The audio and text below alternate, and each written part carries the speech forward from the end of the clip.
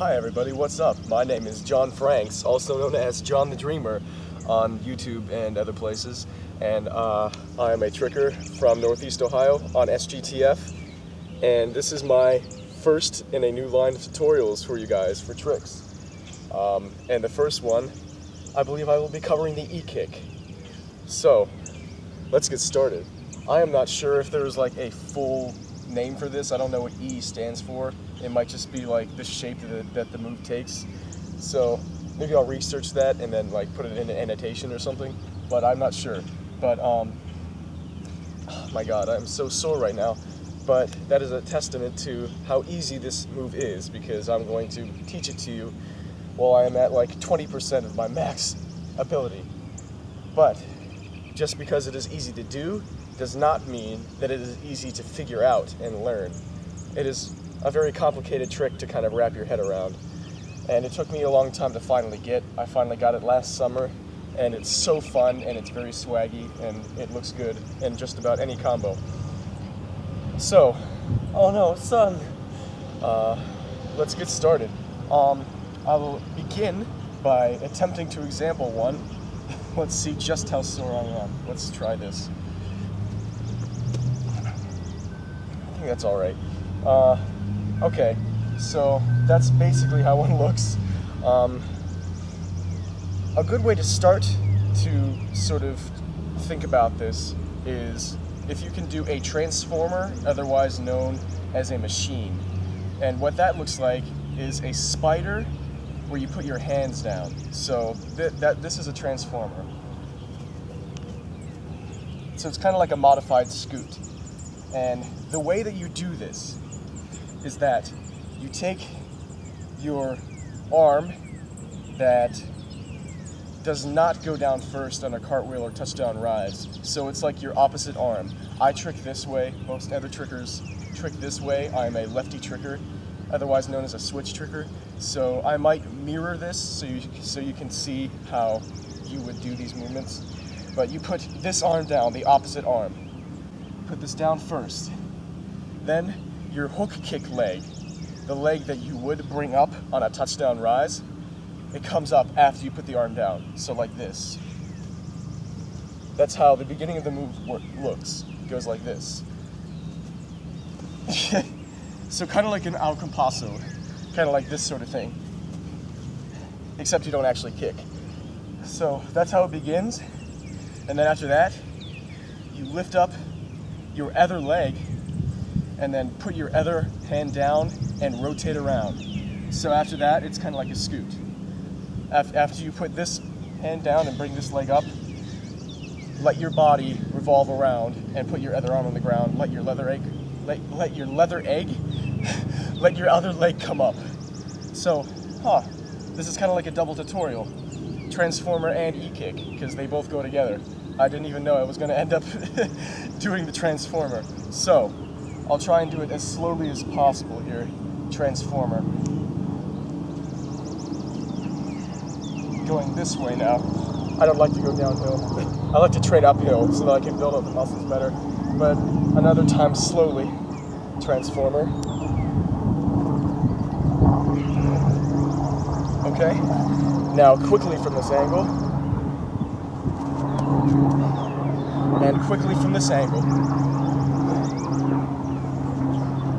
That was bad. But you get the idea. So that is a transformer. And you can use that just as you would use a scoot. You can do pop fulls out of it, you can do swing tricks, you can do cheat tricks out of it through a vanish. Yeah, so that is a transformer.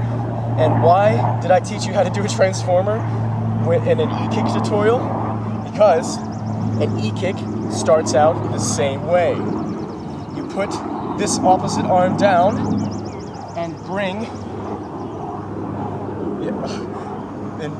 Oh god, what am I doing? I've forgotten how to use the human body. Okay, we're back. You take this opposite arm, bring it down, and bring this leg up afterward. So this is how it starts. So it starts the same way, but you don't bring your leg around like you do in a transformer. Everything needs to go straight back like you're doing a handstand. That's how an e-kick starts. It starts with different momentum. It starts the same way, but going a different direction. And that's vital that you go starting straight back and straight up. So this way, or else you will not be able to do the e-kick well. So, after you start it, then the motion of the e-kick is what tends to trip people up, because you're not quite sure what you need to do with your legs and with your body in order to get it to look like an e-kick. The best thing that helps is just to experiment with it a little bit at first. Like, it's okay if you just start out doing it like this. I mean, you're getting the motion down. And that's a very, very, very, like, root raw e-kick. It might be considered one. It's not one of the best looking ones, but people would probably know what you're trying to do. But I'm here to try and help you make it look really good. So, a thing to really think about when working your first e-kicks is that when you bring this leg up, the same leg that comes up first needs to be the one that creates the most tension and creates the split look. So, once you bring it up, you see how it came back toward my head. That's one of the most pivotal functions of the e-kick to make it look good, is that the same leg that comes up is the same one that creates like the big split look. It comes back toward your head against the motion of going that way. That was like my big epiphany. That totally changed me from having a sort of subpar e-kick to a pretty good one. And now it's one of the most fun tricks that I have. Anyway, getting way off topic. Yeah, getting way off intelligence as well. That is like the most important thing in the middle of the e-kick, is bringing the kicking leg back toward your head. I will example it once more. This will end up being like 10 examples. Bam!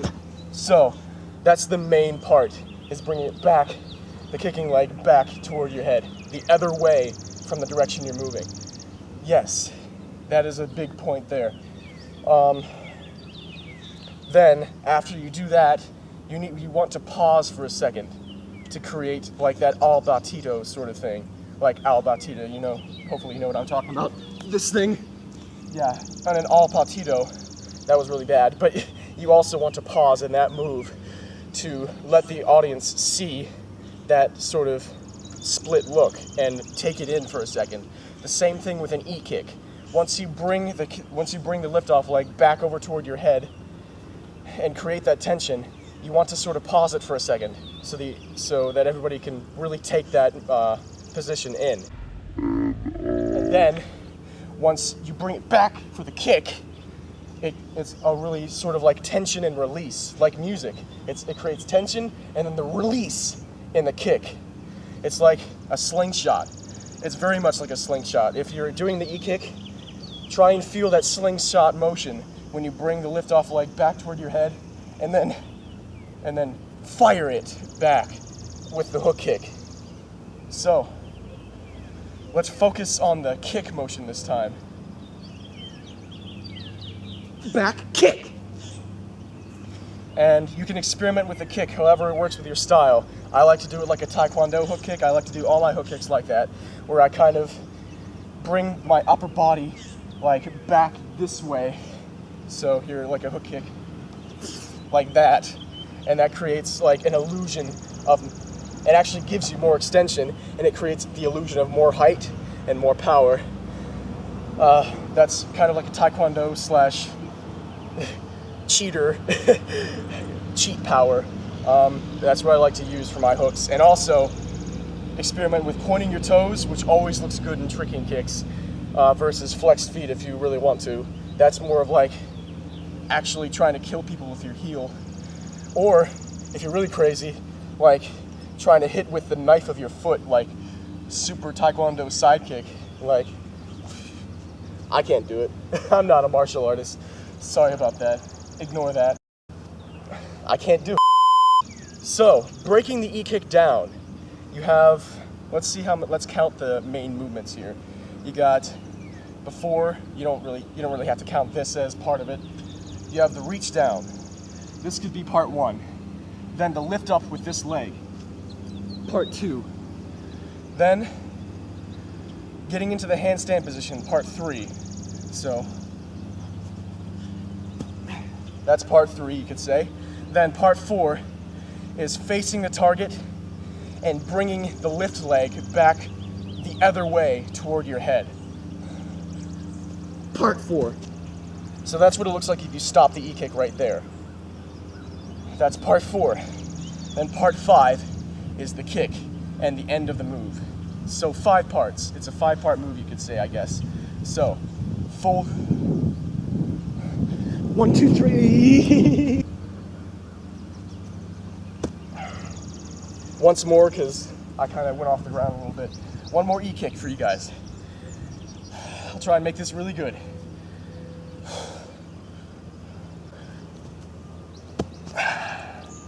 Okay, so let's do it that way once. I have forgotten to do that so far. E-kick this way. And another thing,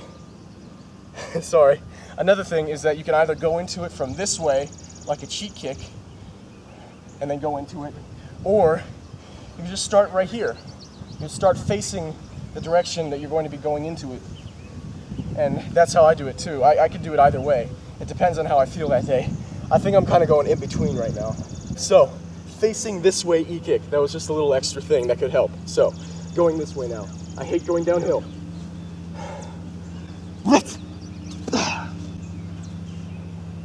So hopefully that shows you more of the whip back and then the release the other way. Maybe I'll do it from all 4 directions. That's probably a good idea. Yeah. So this way again. Now going this way. So back view. That was bad, but whatever. Now back toward the camera, going uphill. My favorite. Like, seriously, I actually like training uphill. Okay.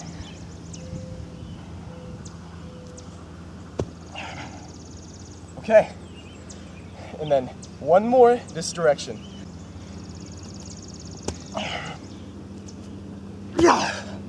Yeah, that was all right. Okay, cool. So, hopefully, that shows you guys how to do the E-kick. It is a very cool trick.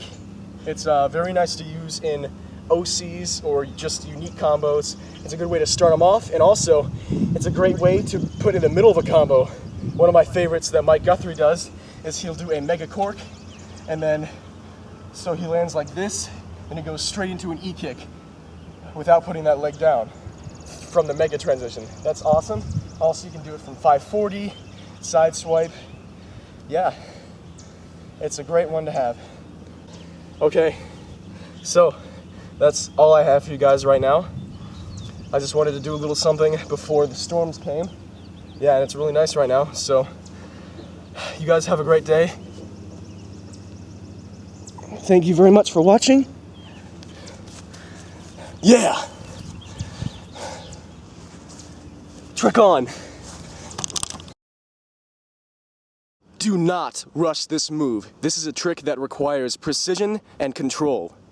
Anis Tuerfa has a very fast style, but when he does his E-kicks, he slows it down a lot, so that the viewers can really take in the move. This move has 2 main powerful parts that need to be distinct: the split in the middle and the kick. So it is imperative that you slow it down so that these can become very visible. It also helps you just be able to make the move better if you slow it down. It helps to create the most power and the most control.